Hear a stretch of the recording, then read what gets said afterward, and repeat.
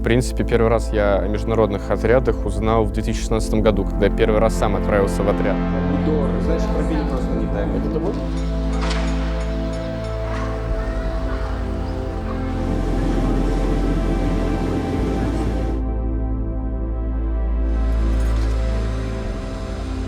Международный отряд представляется местом, где можно получить максимальное количество опыта с точки зрения строительства.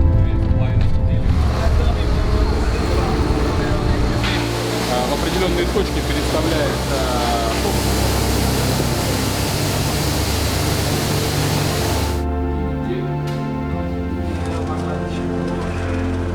Ну, конечно, для меня было очень экзотично и удивительно увидеть страну воочию. В Бангладеш живет фактически людей столько, сколько в России сейчас живет, но территория в 100 раз меньше.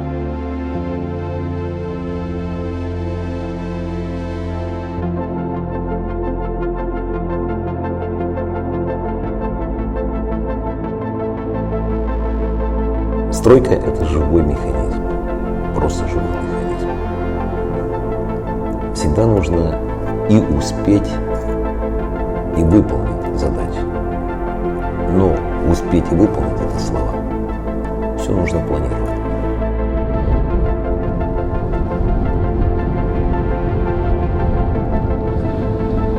Ну, наверное, Бангладеш, конечно, да, своеобразная, очень интересная страна. И, конечно, она никого не оставляет равнодушным. Либо крайне отрицательные эмоции, либо будь то самые положительные эмоции, но они все равно у человека оставляют свой след.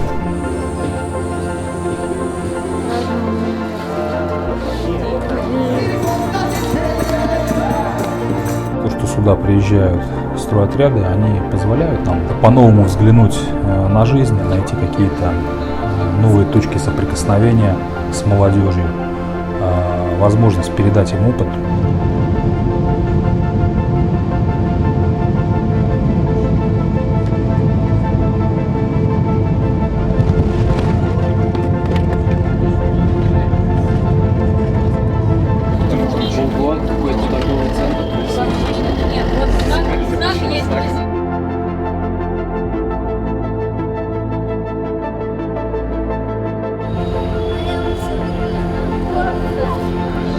Готовиться я действительно начал сильно заранее. После первого раза, когда я съездил на проекты госкорпорации, я, наверное, уже понимал, что конечный пункт, скажем так, стройотрядовской карьеры должна стать именно международная стройка.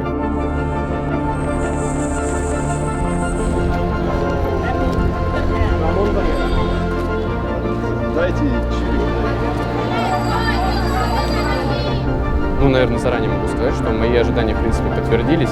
Изначально я себя настраивал с тем посылом, что нужно постараться максимально прокачаться, получить именно опыт работы как инженерного технического сотрудника.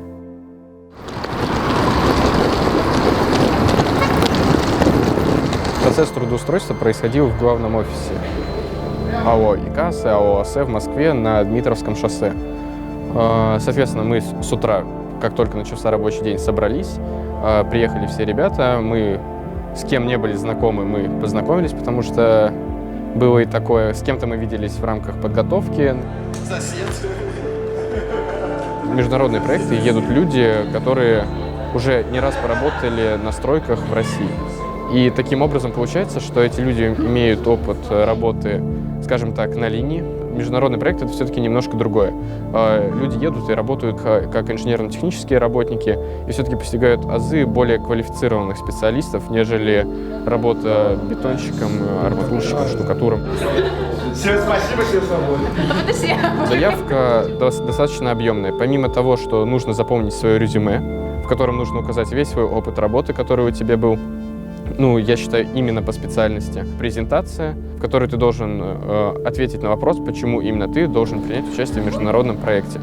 И после 1 мая мы уже узнали результатов, да, действительно ощущения непередаваемые. Так, как дальше делать? Что писать?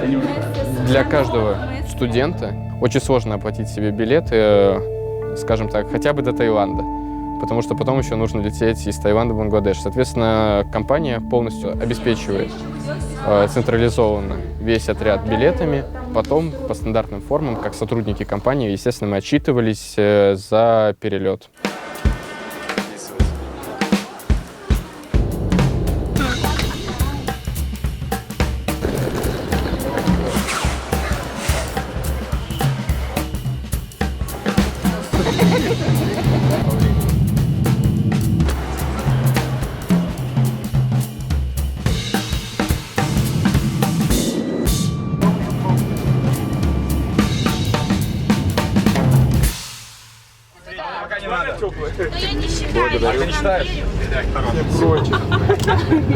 Это автобот. В окно смотрит, а там такие.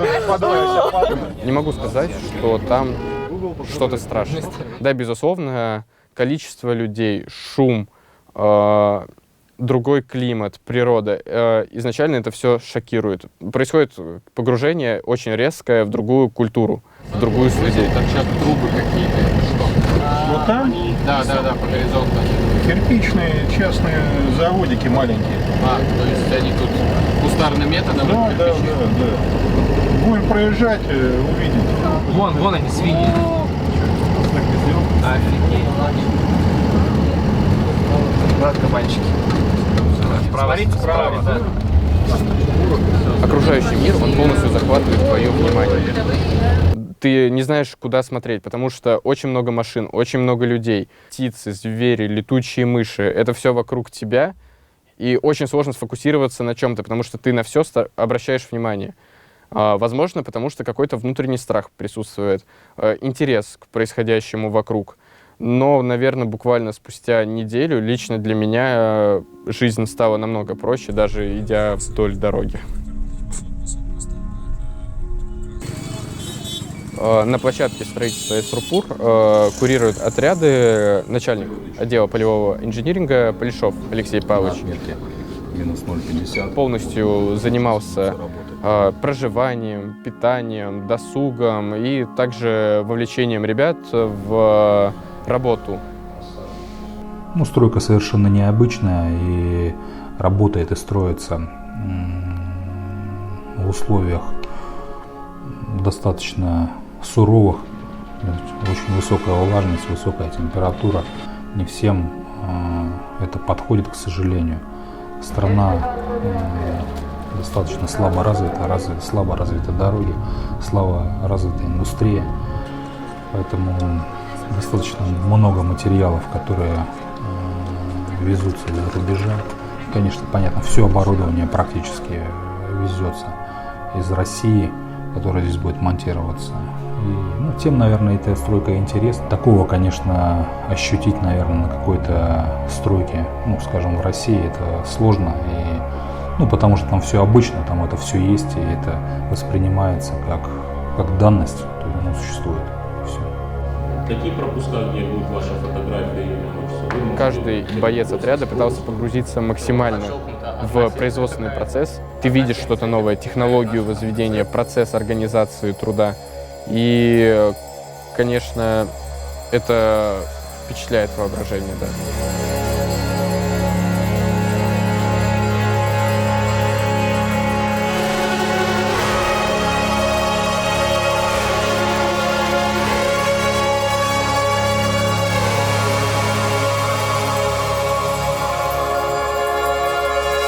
На данный момент на АЭС выполняются в основном бетонные монолитные работы. Для студентов со строительным образованием фактически это шанс увидеть то, что они изучали в теории.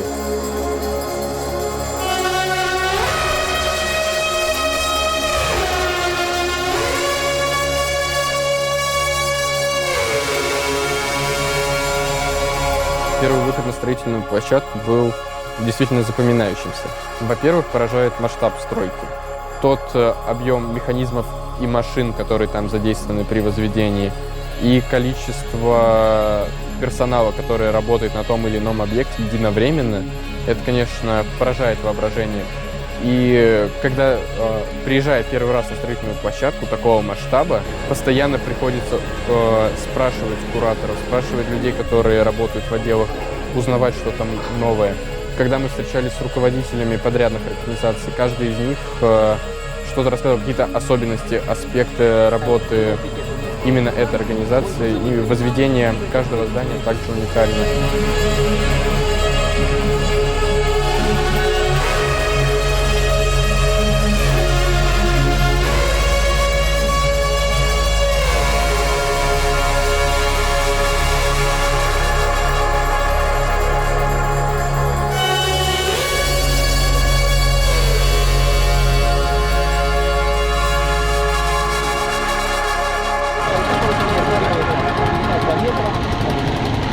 Прежде всего, международный проект — это кузница кадров для госкорпораций. Все люди, которые отправляются на стройки, они потенциально готовы стать сотрудниками.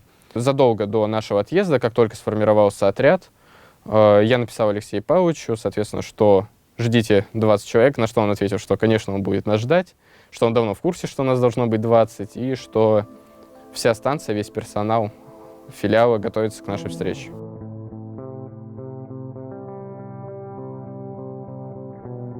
Ну, после приезда первой группы мы поняли, что от студентов можно получить хорошую пользу. И инициатором увеличения людей это были вот я с Полешовым еще тогда, мы с нашими замами по директора филиала, мы собирались, говорили, слушайте, смотрите, нормально люди отработали.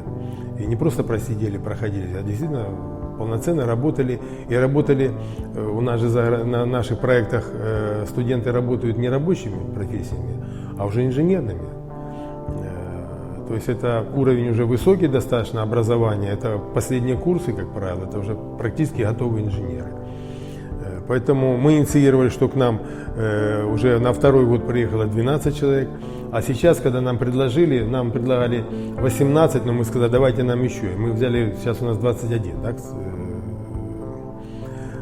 И вас, кстати, там каждый хотел забрать свой отдел, дайте сюда, потому что понимали, что вы дисциплинированные люди, вы очень грамотные, у вас там отбор очень серьезный прошел. Сюда едет, по сути, элита. Знание языка обязательно, английского вот здесь, это очень важно. Знание компьютера, это тоже очень важно, как для нашей работы. Поэтому мы с удовольствием вас сюда приняли. И считаю, что определенную пользу мы с этого получаем. Я думаю, вы тоже положительный опыт имеете.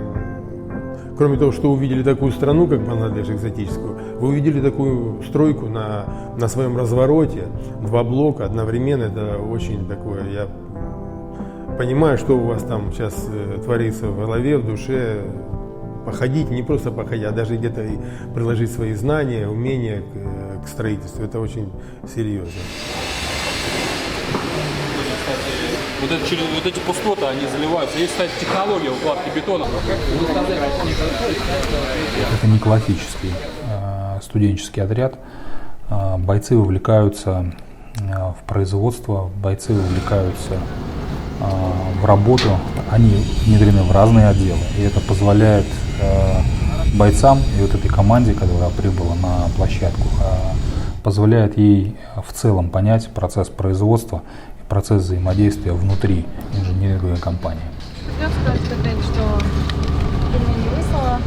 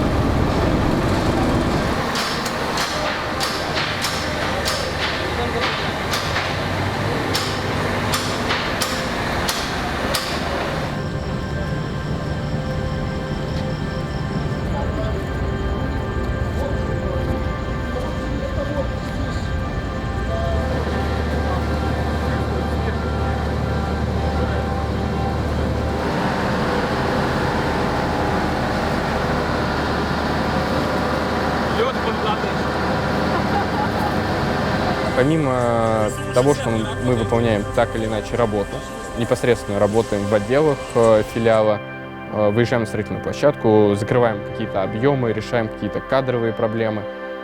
Очень важно, что когда приезжает студенческий отряд на строительную площадку, начинается какая-то иная деятельность в филиале. Не раз руководство госкорпорации отмечало то, что когда приезжает студенческий отряд, сотрудник филиала начинает более активно работать. В этом году это очень явно прослеживает Бангладеш, потому что у нас 21 человек. Практически во всех отделах профильных и непрофильных филиала присутствовали студенты, и сотрудники, на мой взгляд, стали работать более активно. Во-первых, заряжает энтузиазм студентов, которых, как только заканчивается работа, они просят новую работу. Где-то не хватить воды. Ну, в данном случае у нас здесь воды достаточно, так как ганки не перекачать здесь. И получается, что жизнь филиала на 2 месяца практически взрывается, можно сказать, я думаю. Получается очень много активностей, студенты интересуются всем, выходы на строительную площадку, которые были у нас реализованы практически каждый день. Как раз таки Алексеем Павловичем, нашим куратором, была организована программа встреч с руководителями подрядных организаций, которые посвящали бойцов отряда, нас в курс дела, что происходит на строительных объектах, работы на которых выполняет та или иная организация. И я думаю, это очень хорошая практика, которую стоит перенимать на других международных проектах. Были организованы встречи с руководителями филиала АО «Атомстройэкспорт».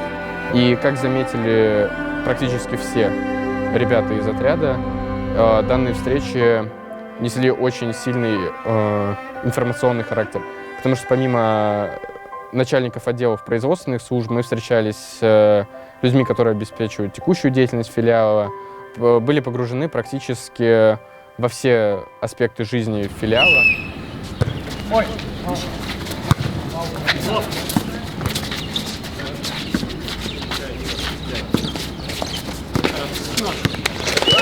Помимо всего прочего, мы организовали спартакиаду на АЭС Сурпур по многим видам спорта. У людей, которые находятся на площадке, например, в том же Бангладеш, получается так, что они отрезаны, фактически отрезаны от мира. Количество людей там ограничено, все друг друга знают. Так или иначе, устаешь от общения в коллективе. Понятное дело, образуются там друзья, знакомые, есть возможность проводить время, там, занимаясь спортом, просто отдыхая, путешествуя по стране. И когда приезжают студенты, немножко ритм сбивается, потому что спортивные мероприятия выходят на какой-то новый уровень. Стоит сказать, что в этом году мы навязали борьбу практически во всех видах спорта. Во всех видах спорта именно студенты взошли на пьедестал. Также наши ребята заняли призовые места в индивидуальных видах спорта по настольному теннису, бильярду.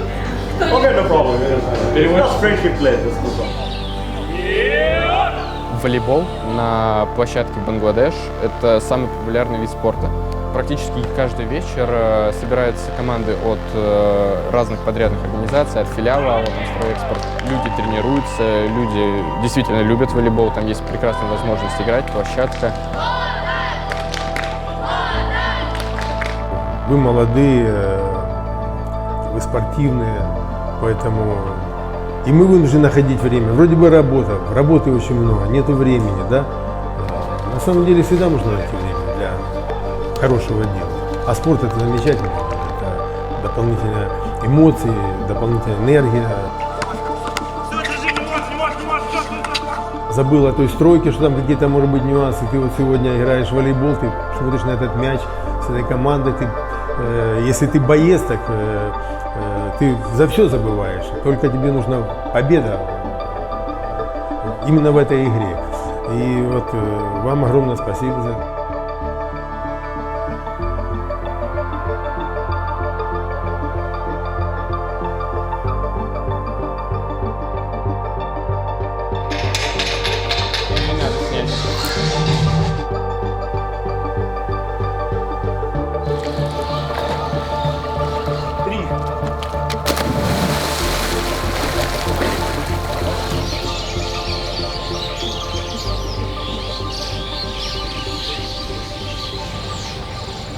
Также компания устраивала нам выездные экскурсии в знаковые места страны.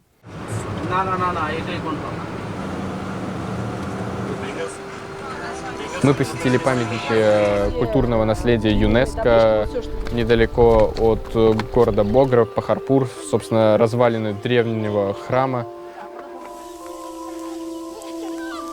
Мы выезжали в поместье бенгальского индийского поэта Рабиндраната Тагора. Тоже место имеет абсолютно уникальное значение для страны. Человек, который оставил след, в принципе, в мировой культуре. Однажды он ездил в Россию тоже.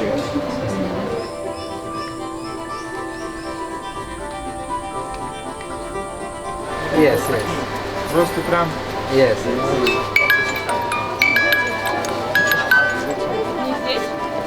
Сказали, что здесь дорого, а где-то Все, я понял. 3-4. 3-4. 1, 2, 3, 4. Ну, сыгрались. Спасибо. Круто.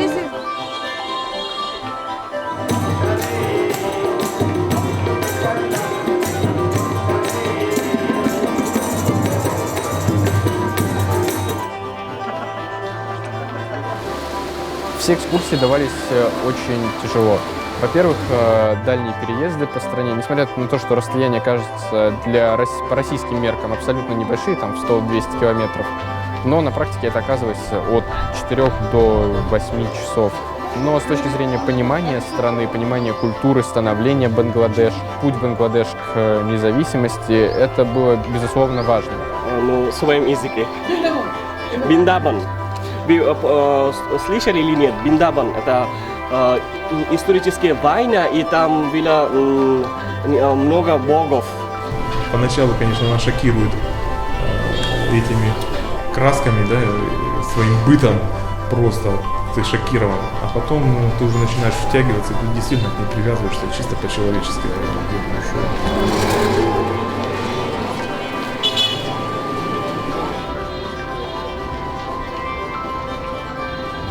Накачанный бамбук, смотри. Мы также посетили место памяти, мемориал, где была подписана декларация о независимости. Соответственно, там разбит какой-то по меркам Бангладеш уникальных размеров памятник. В 1971 году, 29 марта, началась война.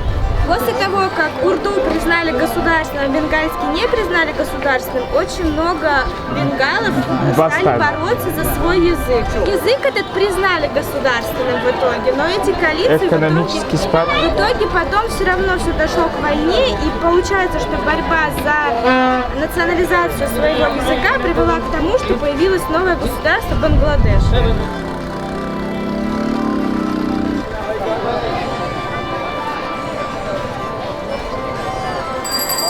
Манерой вождения автомобиля, езды, вот эти сплошные сигналы, вот это несоблюдение правил движения, а я еще сел на переднее сиденье, чтобы было лучше видно. Поэтому я, пока доехал, конечно, я пожалел об этом несколько раз.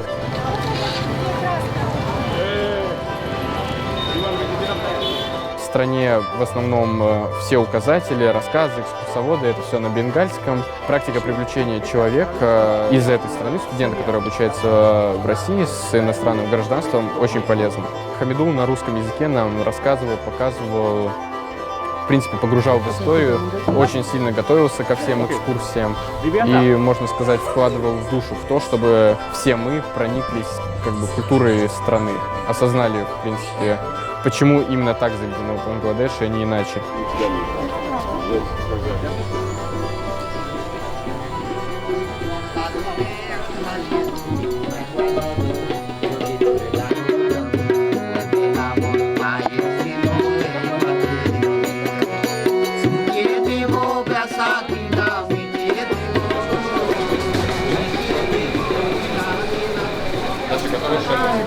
Bangla money. Good item, ma'am.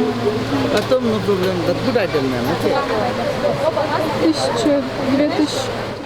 Вы знаете, для того, чтобы оценить уровень жизни в России, наверное, надо побывать в Бангладеше, посмотреть, как здесь люди живут, они выживают, посмотреть их уровень, посмотреть на их лица, Здесь люди живут в реальных, в железных, в этих картонных домах. И я не могу сказать, что они там счастливы, но они довольны. А дорога? Дорога это улица, да? Роуд, да. Улица, дорога это роуд. Раста. Банглийский раста. Английский роуд. Раста. Доброе утро. Доброе утро, добрый день, добрый вечер. Да? Доброе утро. Шубо шокал. Шубо шокал. Доброе утро, шубо шокал. Шубо шокал.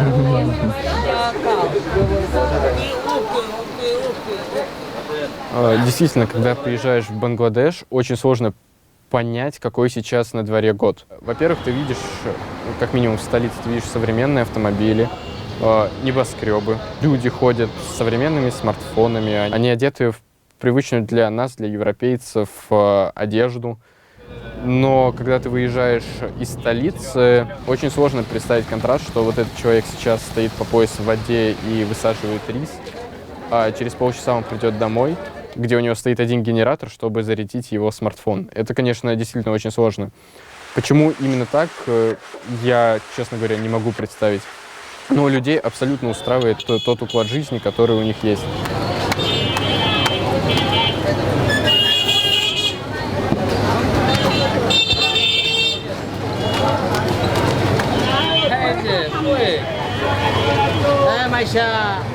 Это такая, чтобы мы получили... С учетом того, что большинство жителей страны никогда не выезжали дальше того населенного пункта, где они живут, каждый приезд людей с отличной внешностью от них, то есть нас, как славян, европейцев, вызывает бурный ажиотаж. Каждый из них хочет узнать тебя максимально за то время, что ты остановился на заправке, купить воды, заправить автомобиль. Иногда это пугает, потому что каждый из них хочет до тебя дотронуться, пожать тебе руку, что-то спросить. Потому что для них приезд европейских людей — это действительно событие, и это, можно сказать, довольно-таки даже мило. Putin. Putin. Do you know? Yes. Putin. Russia's president. Yeah. Красава. Lupo para Birukano. Yeah. Nuclear power plant. Они хотят сделать с тобой селфи, выложить это у себя в социальных сетях. Они пытаются показать тебе какие-то фотографии, сделанные у себя на смартфоне. Каждый из них хочет огромное количество внимания, но за 10 минут нахождения в том или ином месте вокруг тебя может скопиться сотни людей. И физически это очень сложно воспринимать. Все наши переезды сопровождались полицией. Да, но несмотря на это, у нас было все прекрасно, без каких-либо инцидентов. Полиция фактически выполняла функцию только сопровождения, я думаю, как и навигации от пункта до пункта.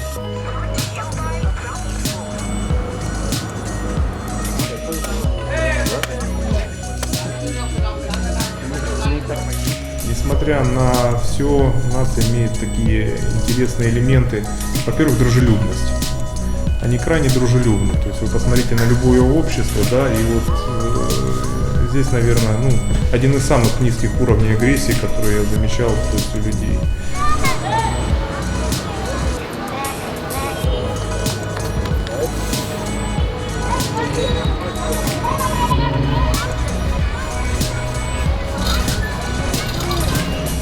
Спустя несколько недель, начинаешь скучать по дому, начинаешь уставать от интенсивности жизни, от тех или иных задач, которые на тебя сваливаются. Но на самом деле я считаю, что в Бангладеш можно проработать и год, и 2, и 3, как показывает практика, и 5 лет.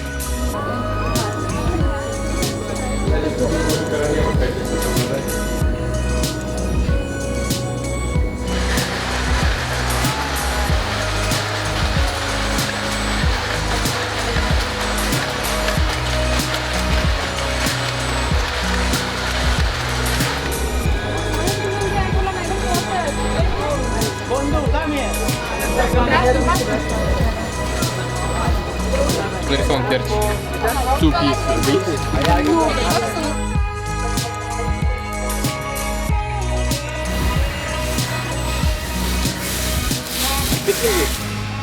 В любой стране для того, чтобы ее оценить и понять, в ней надо пожить. Не почитать про нее, не приехать как турист, а в ней надо пожить. И тогда сложится ваше личное мнение, ваша личная картина. И потом, когда вы прочитаете, вы поймете, что очень многие моменты совершенно не те. Вы знаете, для людей, наверное, это небольшой тренинг. Хотите посмотреть? Видите, вы будете больше благодарны тому, что у вас есть.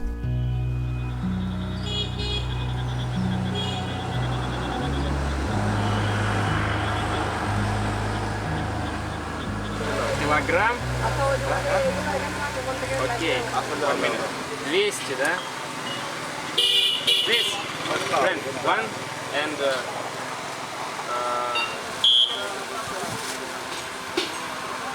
690 taka. let's go for 600.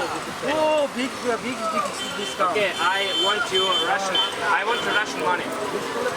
Russian money. A present. Okay? And for 600. No, yeah, 690 taka. Or 650, okay? 650. And Russian present. Okay? Okay? Теперь мне Лиза попросила купить ей желтый манго. Thank you. See you soon. Приготовьтесь. С днем рождения! С днем рождения! С днем рождения! Что будем кушать? Ну, стандартный набор, значит, ананасики, Наполеон. Я никогда не мог подумать, что мы в такой компании соберемся очень далеко, в таким большим коллективом. Спасибо всем. Об этом с грустью вспоминать на этом месте. Солнце светит только для тебя.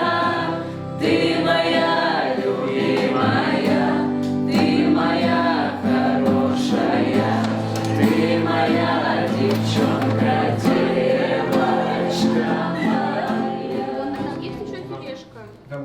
По плану изначально, как мне объяснили, поездка до Путхи составляет 2-3 часа. Посетить набережную какой-то реки, я не запомнила, какой реки, не я, Патма. и там на другом берегу Индия, мне сказали. Да, от другой стороны Индия, а этой стороны Бангладеш. Вот туда еще сходили.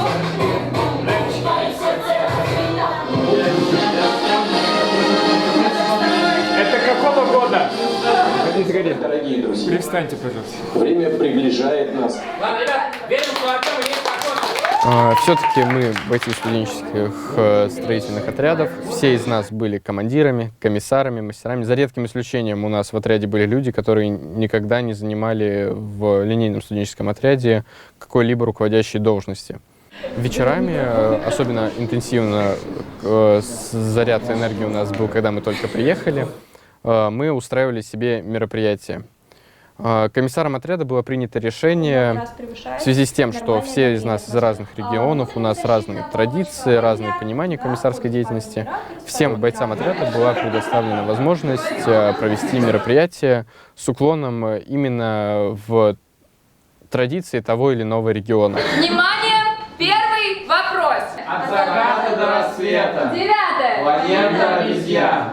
Всем привет! С вами студенческий строительный отряд «Атланты», город Москва. Царь изображен похожим на нее. Назовите ее. Итак, ответ Voyager 1. Красава, а есть русскоговорящие? Только я. Фамилия. Так уж получилось, что я уже очень давно не отмечаю день рождения в кругу семьи. Нормальной семьи по паспорту, скажем так. И уже 7-й раз отмечаю свой день рождения в кругу людей, которых я по праву называла всегда своей семьей. Когда я ехала сюда, совсем не знала, чего я буду ждать, что будет, как будет, но мне очень приятно, что за столь короткий промежуток настолько разные люди смогли соединиться в что-то целостное и сложить достаточно теплые отношения между собой. Спасибо вам, ребят, большое. Я очень рада и счастлива, что это лето у меня получилось таким.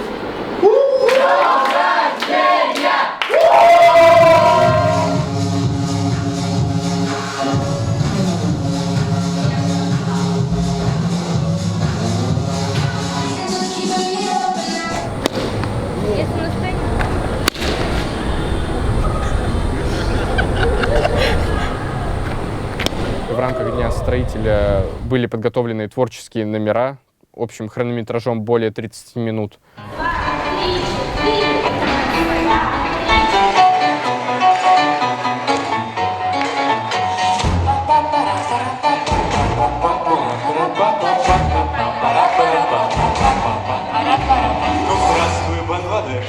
Не мог подумать я, что окажусь однажды здесь. Словно сон был наяву, молод я и свеж, готов к труду усердному.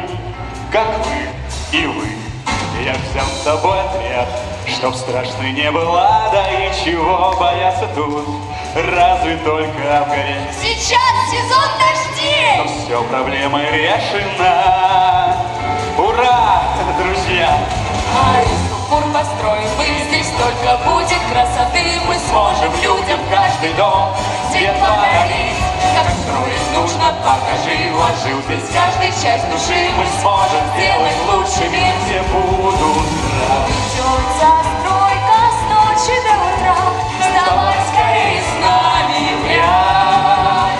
А здесь возвести, печали отмести, урок произвести. Все может славный наш отряд. Мой друг сказал так: День строителя, настоящий строитель, празднует во вторник. Я говорю, а почему это во вторник? А потому что в понедельник у нас оперативка, а мы всех опередили, празднуем в субботу. С праздником! Наверное, жизнь ты выбрала, в общем-то, мою профессию, потому что я ее люблю. Важно не просто работать, а еще и создать.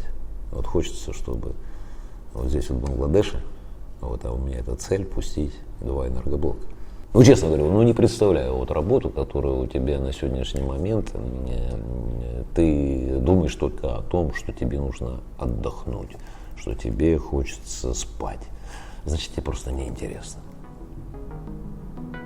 Должно быть интересно.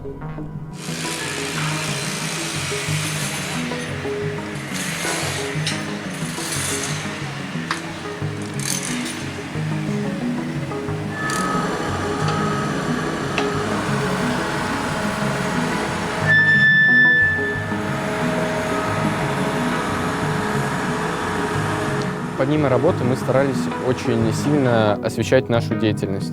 Насколько это позволял интернет-трафик, насколько позволяло время.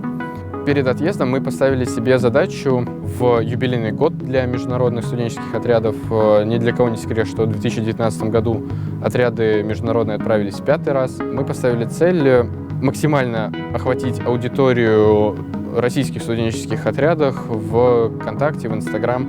Писали статьи, рассказывали о том, как ведется технология строительства атомной станции, рассказывали о своем досуге, выпустили несколько выпусков газет. И, на мой взгляд, это очень важная часть, потому что чем более обширно будет освещена деятельность международных студенческих отрядов в социальных сетях, тем больше потенциальных людей, которые обучаются по профильным специальностям, тем больше людей захочет поехать на международные проекты госкорпорации «Росатом», тем больше случайных людей может узнать о стройке за рубежом, и, возможно, это станет делом их всей жизни. Это невероятное приключение, на самом деле. Такой вещи у меня никогда не было.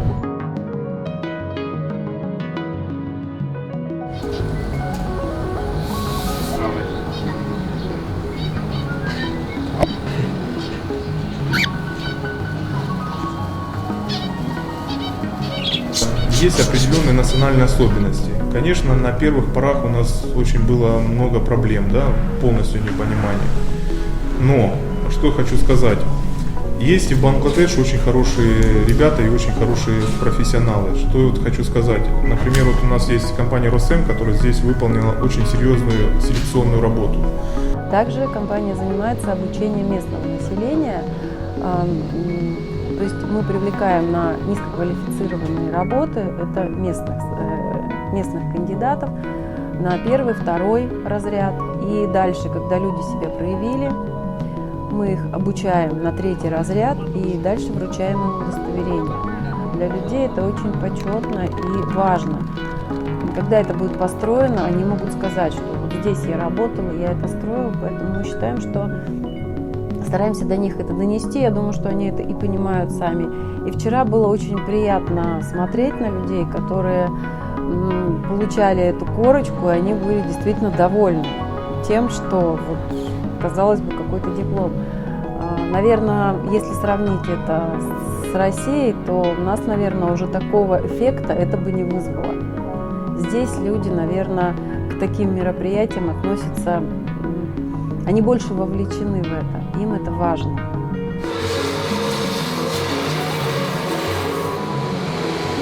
Страна малограмотная, это известно. Очень много людей, которые не имеют образования, работают очень тяжело. В основном это аграрные работники. Поэтому, когда мы начали набор сюда людей, ну, во-первых, у нас по контракту, значит, мы на каждого российского специалиста должны принять 5 бенгальских специалистов. Ну, конечно, желающих работать у них было очень много. Но мы, соответственно, конечно, мы искали, подбирали себе людей, которые хотя бы какие-то имели навыки по строительству. И у них есть такие профессии. Ручного труда они не боятся, они приучены к ручному труду. Я бы не сказал, что огромные проблемы с ними в коммуникациях и при работе. И у меня уверенность, они выполнят свой контракт. Мы учимся с ними работать, они учатся работать с нами. И достаточно много персонала бенгальского учится сегодня в России, в профильных вузах, проходят повышение квалификации в России. Поэтому они идут, развиваются, и сегодня сложности сегодня есть, и сложности сегодня с тем, что мы другие, у нас другой менталитет, у них свой менталитет, у нас свой менталитет. И вот эта вот притирка, она уже идет несколько лет, и я думаю, что это не безуспешно, и есть результаты этого всего.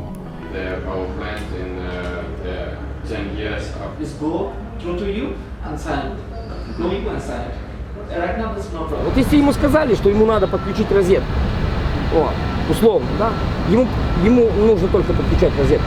Если ему сказали тянуть веревку, он может тянуть только веревку. Если ты ему сейчас скажешь делать что-то другое, он пойдет это делать, опять научится, а потом скажешь тянуть веревку, он не будет знать, что делать. Они обнуляются почему-то, да, но они очень трудолюбивые, а вот веревку они будут тянуть идеально. Смотрите, как пример. Мы когда армировали канал, выработка у меня, допустим, на белорусской станции и на всех других объектах, на одного славянина, будем так говорить, приходилось порядка 200 килограмм на одного человека.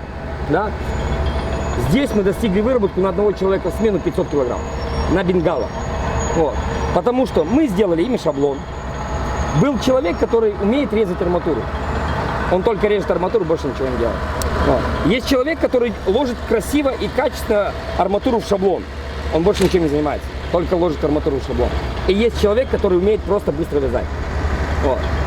Это все разные люди. Если вы одному человеку скажете, положите сюда, нарежьте, потом положите, потом привяжите, он не сделает ничего. Но если ему дать какую-то одну операцию, он научится ее делать очень быстро, качественно и достигнет выработки больше, чем любой специалист. 500 килограмм на человека это очень большой подход. Что еще с бенгальским персоналом? Переводчики есть, переводят, но, кстати, не знаю почему, но потому что, наверное, колония была английская. У них самый необразованный бенгал, который даже толком в школе не учился, он английский понимает. Если он учился в школе, он уже знает и умеет разговаривать на английском. Если он учился в институте, то есть или в колледже, да, он свободно разговаривает на английском, просто на любые темы. Я с 2 года, к сожалению, и так толком и не научился разговаривать.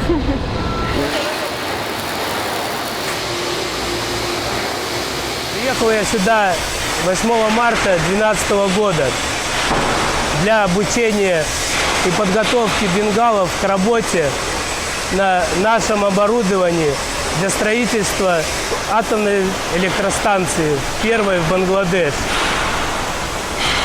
Люди, бенгалы сами, ответственные, обучению поддаются. Ну, конечно, не так быстро, как русские, но мы их научили, теперь они самостоятельно работают, могут сделать любую.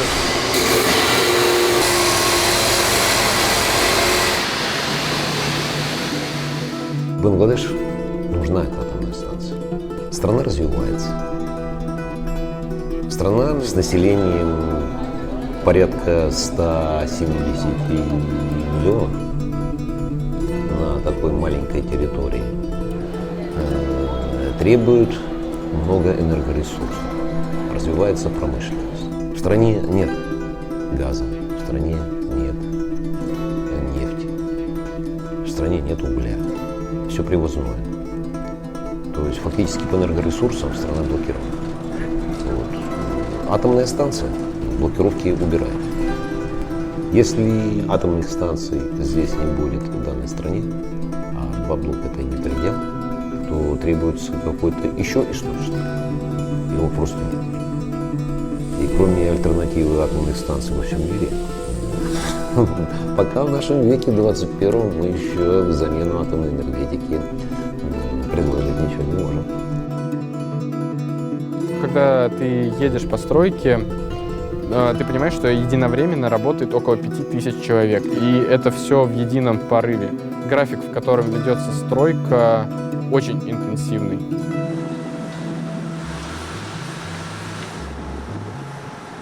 Эффективности никогда не будет, если нет планирования. Эффективности никогда не будет, если нет инженерной проработки. Эффективность она появляется, когда прорабатываешь все. Надо подготовить производство. А если люди, аттестованные люди, они экипированы, если у них все. Оказывается, когда начинаешь разбирать, есть электроды, есть металл, есть оборудование. А сварщик может работать, вы обратите внимание, и стоя, и сидя, и лежа, и на коленках. А удобно ли этому человеку? И когда ты просчитываешь по эффективности, а почему у тебя брак в работе? И когда начинаешь это просчитывать, да он просто не выспался. Сварщиком же, как пианист, руки задрожали. А мы мечтали сварить сварку за главного циркуляционного трубопровода на Новоронежской АЭС вместе с инженерами энергоспецмонтажа за 320, по-моему, дней. 320 дней. Нормативы такие. Но сварили за 287, по-моему, суток. И это был предел, как мы считали, что ускорить невозможно. А сварка главного циркуляционного трубопровода – это одна из реперных точек, когда пойдет уже сборка самого реактора. Нет, оказалось, что это не предел. При хорошей, в общем-то, проработке данных вопросов можно сварить и за 100 суток. И на Ростовской станции сварили. С энергоспецмонтажом мы посидели и очень долго думали. Вот. А улучшить мы можем, потому что действительно сроки нас по графику уже поджимали. И проработали все вопросы, как я говорю. А есть ли рукавицы, а есть ли электроды? А эффективно ли люди будут зарабатывать? И проработав все вопросы, мы поняли, что при правильной организации и при сплоченной работе, когда отвечают все вместе, вот как он там у меня написано, не мое, слово не уберете, останется мое. И тогда появляется коллектив. И сварили за 70, по-моему, 3 суток. За 73 суток. Да, это было просто удивительно. Что... Но, оказывается, это тоже не рекорд. Вот. Уже, когда имеешь уже опыт в данных уже операциях, ребята с энергоспецмонтажа, в общем-то, на Белорусской АЭС улучшили результат. И они, по-моему, там сварили не за 73 суток, а сварили, по-моему, там за 70 или за 71 суток. да, каждые сутки. Да, вот тут, наверное, уже предел. И в графиках правильно уже планировать. Не как мы раньше планировали 280-320 суток. Отсюда идет оптимизация графиков. Это действительно эффективность. Ну и так как это были достигнуты результаты, в общем-то, и группа специалистов энергоспецмонтажа, вот, я в том числе как руководитель, в общем-то, были в Росатоме отмечены дипломом.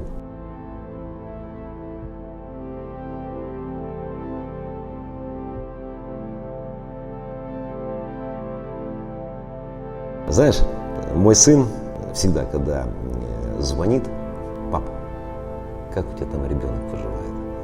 Насколько он подрос? Это на станции говорю. Как ребенок поживает? Насколько он подрос? Когда ты видишь труд вложенный, и ты когда проходишь вот непосредственно все эти цепочки, котлован, бетон, смонтированные трубопроводы, и когда ты впервые уже заполняешь средами, впервые включаешь оборудование, у тебя появляется гордость. Гордость переполняет даже о том, что оборудование зажило. Ты это чувствуешь. Ты это видишь, что этот труд уже твой, не твой лично, потому что это гордыня, что твой лично. Это общий труд с ребятами, которые вместе ты идешь. От изыскателей, от лаборантов, вместе, которые с ребятами ты вместе это прошел, в общем-то, и ты этот результат видел, что он заработал. И вот этот физический пуск, это такой, будем говорить, знамя, когда загружается топливо. Все, мы сделали все, что наконец-то надзорные органы проверили, что это безопасно, и можно загрузить топливо. Опять же, все это переполняет, что ты уже стоишь в стороне, ты не притрагиваешься к ключам управления. Вот. Ну, как вот самолет. Кто-то его сделал в производстве, да? Крылья, фюзеляж, заправили его наконец там керосином. Сел пилот, штурвал на себя и полетел в воздух. А представляешь, вот это дитё, и это тот же самый дитё, который уже это все сделал, все это вложил вместе с тем коллективом. Ребята безопасно начинают работать. И ты гордишься тем, что это безопасно. Это, конечно, это очень сильно эмоционально и приятно видеть свой результат. У меня этих результатов, по-моему, 14. По-моему, 14. Ехать нужно сюда с таким настроем, что ты после себя оставишь какой-то определенный конкретный след. То есть ты вложишь свою душу, свою энергию, свои мысли в эту стройку, которая будет приносить людям огромную пользу. Этой стране, которая сегодня достаточно бедная, да, но она нашла в себе силы, чтобы строить такую большущую, огромную стройку, как атомная станция. Это очень серьезные деньги, они их нашли. И вот чтобы они получили результат, который они хотят получить, в том числе и вы, как студенты, да, строительных отрядов, вы сюда должны приехать с настроением выполнить свою задачу. То есть, а задача у вас какая? Вложить свои силы, знания, умения, душу именно в эту стройку. Опять же, люди, понимаете, в атомной отрасли одно тоже должно быть качество. То есть это путешественник. То есть ты никогда не можешь быть, ну, то есть ты надолго никогда не приезжаешь ни на одну площадку. То есть эти площадки, эта стройка заканчивается, и переезжать нужно на другую площадку.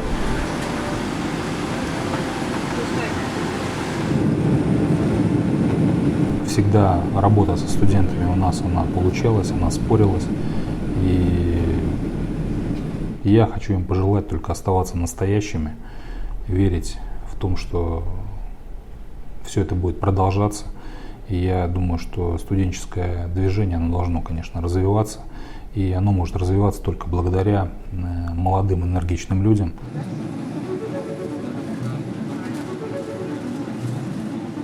Ну и, наверное, нужно работать, чтобы становиться как бы профессионалом в своем деле. знаете, как мой отец, Царство Небесное, когда я стал строителем, я потомственный строитель, он как-то говорил, говорит, профессия строителя, говорит, очень ужасная работа. То есть ты постоянно, говорит, в грязи, в холоде, ты постоянно в нервотрепке, в условиях большой на тебя нависшей ответственности. Говорит, но есть один, говорит, у тебя, как так сказать, бонус. Говорит, строитель — это, наверное, единственная профессия, кто удосужен чести строить себе памятники при жизни. Да? Вот, наверное, процесс сложный, но, наверное, результат этой своей сложной работы, наверное, он где-то дает удовольствие. Когда я езжу мимо своих объектов построенных, и мне за них не стыдно, я чувствую внутреннее самоудовлетворение. Вот, ну и поймать этот кайф и вам желаю. Все люди, которые подавали мне этот пример этим летом, они действительно профессионалы своего дела. Они понимают, что они делают, для чего они делают, какую они цель преследуют, и они видят конечный результат. Уже сейчас они понимают, к чему приведет то или иное действие, к то или иное отставание, либо опережение графика. И, конечно, для них работа — это нечто большее, чем просто работа.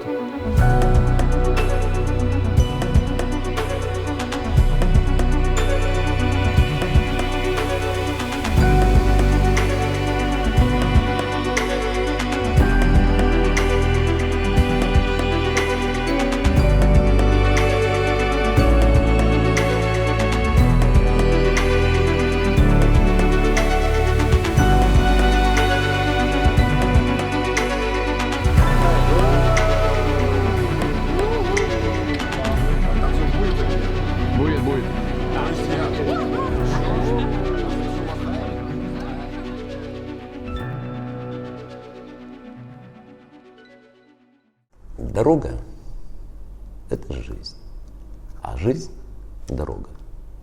Дорогу, как и в сказках, можно выбирать. Тропинка – это часть дороги. Извилисто петляет по берегу реки, струится сквозь леса, овраги, буреломы. Дорога – это ровное шоссе, асфальт, разметка, светофоры, тропинка. Ну, конечно же, родней. Хотя она всегда длинней. Есть гать, тупик или обход. А если в горку не беда, присядешь, отдохнешь, водицы ключевой попьешь. Шоссе. Там есть свои законы. Как правило, там нужно просто гнать. Нога всегда на газе. Но на шоссе есть наледь, гололед. Бывает знак, конечно, что впереди опасный поворот, а жизнь кричит вперед, вперед, вперед. Любой нам можно выбрать в жизни путь. Брести, бежать или спотыкаться. Иначе на дороге можно утонуть. Но такое вот стихотворение, небольшое такое, это, наверное, будет «Выбрать надо дорогу».